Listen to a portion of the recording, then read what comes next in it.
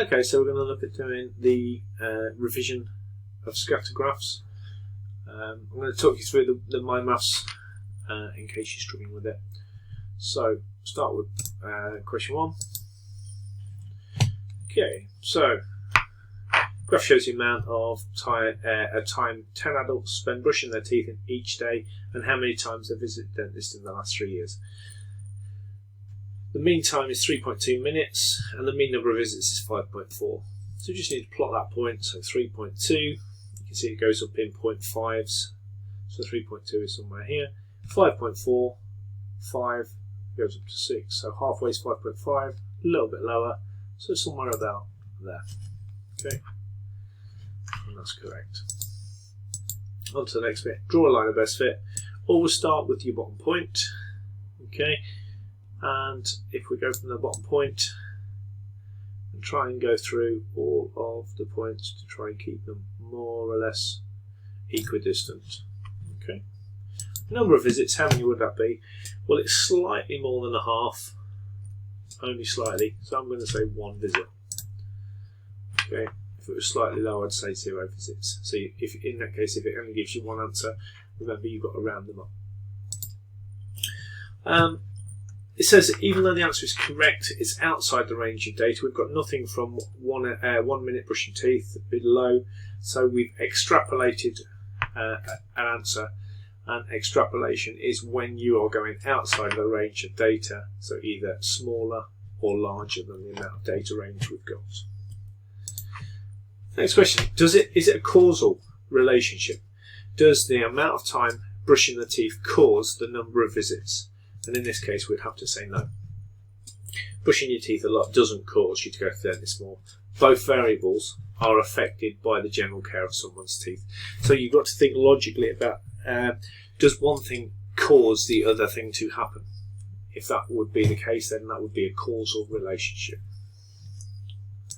What's the next one? Okay, you're going to need to know y equals mx plus c, or straight line graphs, finding the gradient for this sort of question. Just wants to know the gradient, or the equation, sorry, of the line of best fit.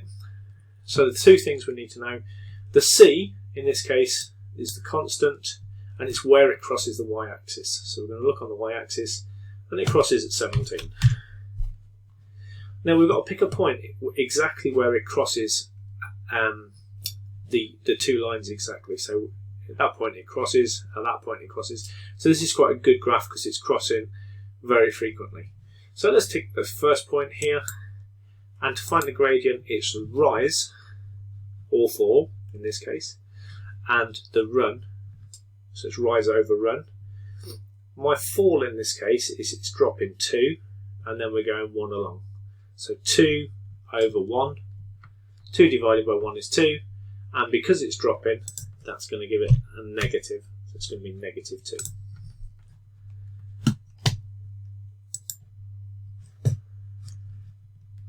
Okay, a line of best fit has equation a equals 7.9b plus 3.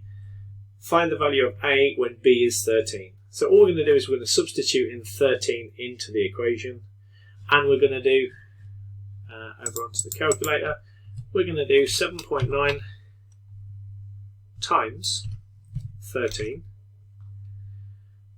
plus 3. We can do that all in one go. It's going to be 105.7. The calculator will use BidMaths, so that's what we could do all in one go. When the value of b, find the value of b, sorry, when a is 161. So it's slightly more difficult. Imagine 161 is where a is, and we've got to get everything else away from b. So we've got to rearrange the equation. So we're going to start off with 161, and first off we're going to get rid of the 3. So if it's positive this side, to get rid of it we're going to take it away. So we're going to subtract 3. That gives me 158 would equal 7.9b. Now I want rid of the 7.9, so I'm going to divide by 7.9 because that's times at the minute. So we do the opposite, and we're going to divide by 7.9, and that's going to give me the answer of 20. So b will equal 20. Okay. Don't forget also with the progress bars at the side here, if you need a clue, just take it. Question 4. The equation of a line of best fit is 0.79b plus 1.9. A represents how many birthday presents Mia received for her last birthday. Okay, and B represents how many cards she received. Write down the gradient and the intercept of the line. Now I'm going to give you the hint on this one. The hint is y equals mx plus c, and if you should have already done this in your maths class. If you haven't, give me a shout and I can go through it. The y is the value of the y-axis, so on the y-axis. The m is the gradient. The x is the x value on the x-axis, and the c is the constant or the y-intercept. So if x equals 0, then what it's going to cross when x equals 0 at the origin, it's going to cross at that plus or minus figure there. It's going to cross at the constant. So that is my y-intercept. So the intercept is going to be 1.9, and my gradient, which is the m, is going to be 0.79. What does the gradient represent? Well, it represents that normally she would get 1.9 cards, but for every 1.9 cards she will get 0.79 presents as well. So for every additional card she gets, she's going to get an additional 0.79 of a present. So every one card she would get 0.79 of a present more. So if you think she gets 10 cards, she's going to get nearly 8 presents, 7.9 presents, and so on. Question 5. The graph shows the cost of some train journeys compared to the distance together with the line of best fit, and the second purple line is the best fit for the cost of the same journeys by coach, which is cheaper for shorter journeys. So we're looking in this range here, at the bottom here, and the cheaper one is obviously going to be the pink line, which is going to be the train. What distance must you travel in order for the cost by train and coach to be equal? So we're looking at the intersect point, which is this point here. Okay, and if we look at the intersect point, it's about 65 kilometres. So anything that's longer than 65 kilometres, you would be taken by coach, because that's going to be the cheapest form of transport. Okay, next. Look for the lower line towards the left of the graph to find the cheapest method. So that's this one here. And again, that's the hints to try and help. And then the distance is given where the two lines are the best fit cross. So on question 6, we've got a table that shows two variables t and w, and it's believed that w is related to the square root of t. Fill in the square root of t values to 2 decimal places. So we're going to take the t and square root it. So the square root of 3.8, 1.95.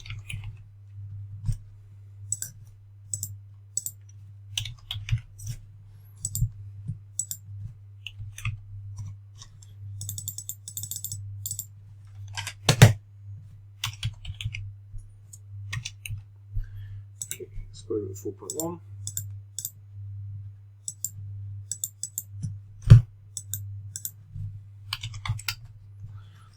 2.02, square root of 4.9,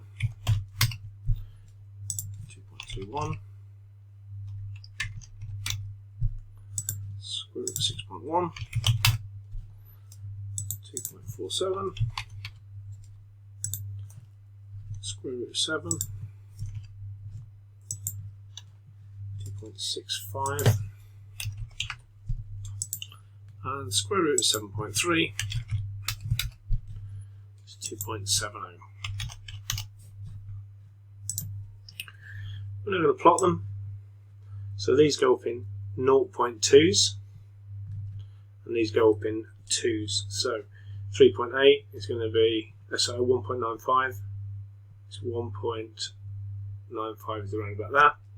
29.5, something like that. So I'm just going to quickly plot these on. So if you were able to plot this, brilliant. You've got about half a square that it will allow you to go wrong. 2.2 to 32, 2.47 to 36, 246, 2.65 to 37.6, 2.7, 2.7 to 38.2, 38.2, 2.8, 2.7. Okay. Find the coordinate of the mean. So mean, remember, you're going to add all the values together. This is my x-axis, so I'm going to add all the x values together and divide by how many there is. So divide by 6 at the end. So 1.95 plus 2.02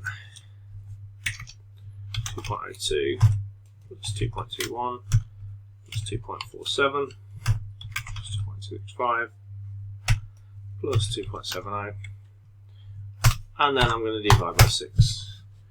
So my x value is going to be 2.3 to 1 decimal place. On the y value, exactly the same thing. We're going to add up the w values now.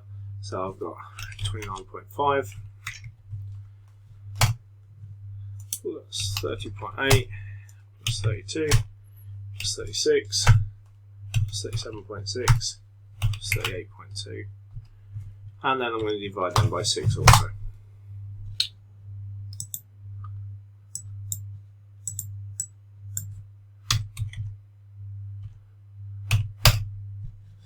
That's 40.2.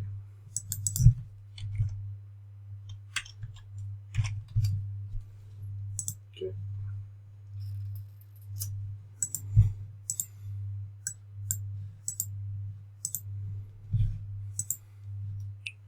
Let's try that again. 29.5.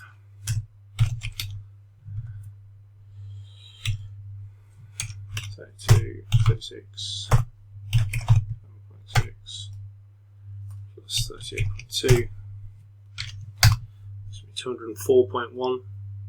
Now divide that by 6. And we're 34 point. That seems better. 34.0.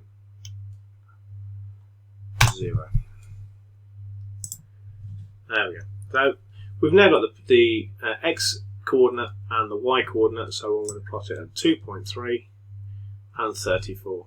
32, 34. Okay. Drawing a line of best fit, remember we're clicking in the first piece of data and go up to the last. Make sure you get it directly on the first piece of data.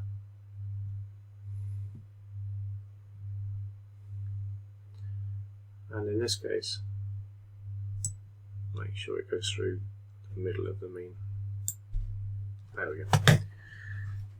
So, only thing left for me to do is to work out the equation of the line. So we've got y equals mx plus c if we're doing straight line graphs. My w value is going to be the gradient of the square root of t plus the y-intercept. Y-intercept is really easy to do on this one because we can see it's 2, 4, so that's going to be plus 4. It's that point there. And the gradient, we know it goes through that point at 4.